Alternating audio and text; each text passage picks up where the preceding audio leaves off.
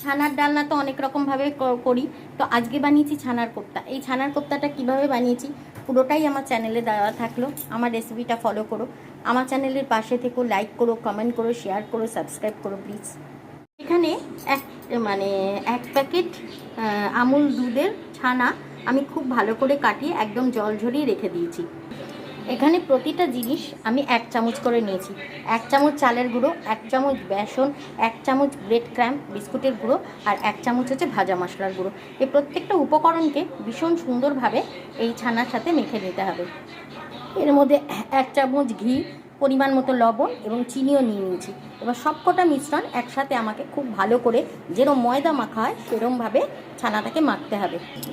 মিশ্রণটাকে দেখো কত নরম করে আমি মেখে নিয়েছি। এবার আমি এটাকে কোপ্তার আকারে গড়ে নেব। দেখো এরম করে আমি কোপ্তার আকারে গড়ে নিয়েছি। 1 প্যাকেট দুধ থেকে আমার 1টা, 2টো, 3টে, 4টে, 5টা কোপ্তা হয়েছে। আর গোল গোল করে যদি ছানা দিয়ে হতো তাহলে হয়তো একটু বেশি হতো। তো এবার এগুলোকে কি করতে হবে দেখাচ্ছি। এখানে কড়াইয়ে সর্ষের তেল চাপিয়ে দিয়েছি। সর্ষের তেলটা খুব ভালো করে গরম করতে হবে। এই কোপ্তাগুলোকে সর্ষের তেলে ভেজে নেবে, সাদা তেলে না। আর কোপ্তাগুলো একটু রেস্টে রাখবে। দেখো বেশ শক্ত শক্ত হয়ে গেছে। সঙ্গে সঙ্গে ভাজবে না, 3-4 মিনিট একটু হাওয়ায় রেখে তারপরে ভাজবে। এবার এই সর্ষের তেলে আমি খুব ভালো করে লাল করে ভেজে নেব। দেখো তেলগুলো দিয়ে একদম ধোয়া উঠছে। এরকম তেলে ছানাগুলোর কোপ্তাগুলোকে ছেড়ে দেবে। সিম করে ভাজবে আর লাল লাল করে ভাজবে, মানে একদম ব্রাউন ব্রাউন হবে। দেখো গ্যাসের সিমটা একদম সিম করে ভাজবে। ও একদম চমচমের মতো হয়ে গেছে, ভাজা চমচম। এবার এগুলোকে ভালো করে ছেঁকে তুলে নেব। এবারে আলুগুলোকে খুব ভালো করে লাল লাল করে আলুগুলোকে ভেজে নেব। আলুগুলোকে লাল করে ভেজে নিয়েছি। তেলের মধ্যে একটু বাটার দিয়েছি। আমি সব রান্নায় একটু বাটার দিতে পছন্দ করি। গোটা জিরে, তেজপাতা, শুকনো লঙ্কা আর টমেটো দিয়েছি। একটা জিনিস দেখো, টমেটোটা আমি কিভাবে কুচিয়েছি, একদম টমেটোটা যাতে গলে যায় সেভাবে কুচিয়ে নিতে হবে। একদম ঝিরি করে টমেটো কুচিয়ে নিয়েছি। হ্যাঁ, এইবার এটাকে খুব ভালো করে আমি মশলাটাকে ভেজে দেবো।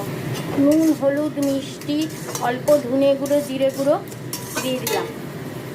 এবার এখানে খুব সামান্য পরিমাণে পোস্ত বাটা আর সাদা তিল আছে, একসাথে মিক্স করে পোস্ত, সাদা তিল আর কিশমিশ আমি একসাথে মিক্স করে বেটে রেখেছি। এটাকেও আমি দিয়ে দেবো। পোস্ত, সাদা তিল বাটাটা আমি দিয়ে দিয়েছি জলে গুলে। আমি একটু পোস্তটা জলে গুলে দিয়ে দিই, কারণ না হলে না আমার একটু কাঁচা কাঁচা লাগে। এইবারে আমি এক এক করে সব আলুগুলোকে এর মধ্যে দিয়ে দেবো। ছানাগুলো নয় কিন্তু,